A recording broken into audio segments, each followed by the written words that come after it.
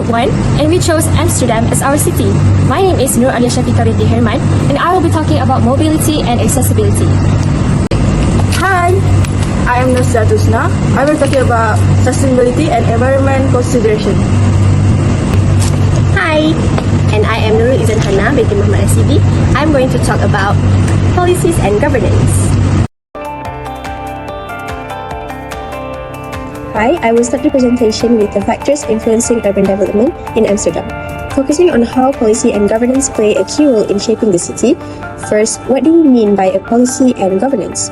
Policy refers to rules and long-term plans that guide how a city grows, like where to build, how to protect the environment, or how to manage transportation. Governance is about how leaders make those decisions and how they include the public in the process. If we look at the timeline, Amsterdam's vision has evolved. In the 1930s, expansion plans laid the foundation for growth. In the 1960s, the Van Inster's plan reorganized the city layout after WW2. In 2015, the Structural Vision 2040 focused on transit and greenery. By 2021, the Vision 2015 looked towards climate goals and smart governance. So, how does this all connect? Policies help support sustainability and mobility together. For example, car-free zones improve air quality and promote biking. Green roof programs help manage water and build stronger communities. An inclusive transport system ensures everyone, including the elderly or disabled, can move around safely and fairly.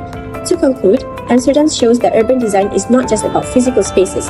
It's about how we make decisions, how we involve people, and how we plan for a livable, resilient future.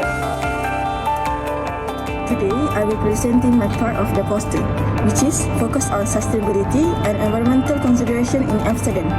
Amsterdam is known globally for its sustainable urban development. The city working toward becoming climate neutral and fully circular by the year 2050.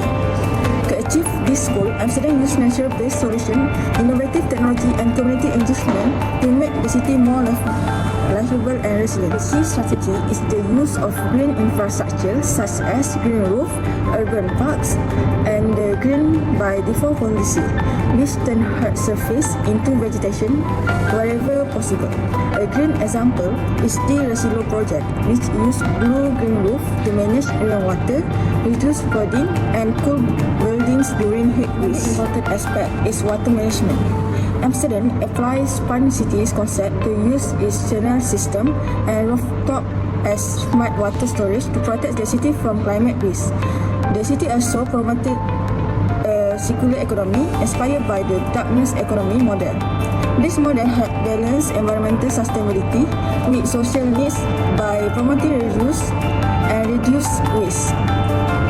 Lastly, Amsterdam invests in renewable energy through solar panel, electric public transport, and eco-friendly buildings to lower carbon emission. All of these efforts are connected to strong urban governance and smart policies that support a sustainable and inclusive future. Together, green design, clean energy, and climate adaptation make Amsterdam a leading example of a city that respects nature while preparing for future generations. Next, I'll be presenting another urban design dimensions, which is mobility and accessibility, beginning with an overview. Amsterdam's mobility structure is intentionally designed to support efficient movement through cycling, walking, public transportation. This design benefits not only residents, but also the city's large tourist population. And did you know that Amsterdam has an accessibility guide? You can find it online. The primary goal of this guide is to offer accessible routes in Amsterdam with minimal or no steps, making it easier for visitors with mobility challenges to public transport. Amsterdam's metro, bus, ferry, and tram systems are highly integrated. Ferries are free and accessible, connecting key districts. All metro stations and most buses are wheelchair accessible with proper signage and low floor access. There are also 62 bus stops with real-time travel information to assist users, especially tourists and those unfamiliar. Cycling infrastructure is the backbone of Amsterdam's mobility.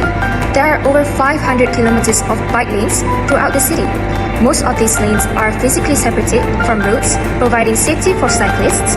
In fact, 38% of all trips in Amsterdam are made by bicycle, showing just how deeply embedded cycling in the city's remarkable innovations is the world's first underwater bicycle parking garage, located near Central Station, which supports thousands of commuters. Now, let's connect mobility and sustainability.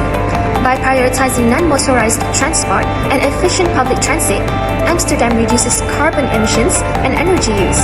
This mobility strategy supports its goal of becoming climate neutral by 2000. All of this is driven by strong policy decisions. What policies, you might ask? Policies that limit car traffic, invest in cycling infrastructure, and promote inclusive access shape the city's in-movement plot.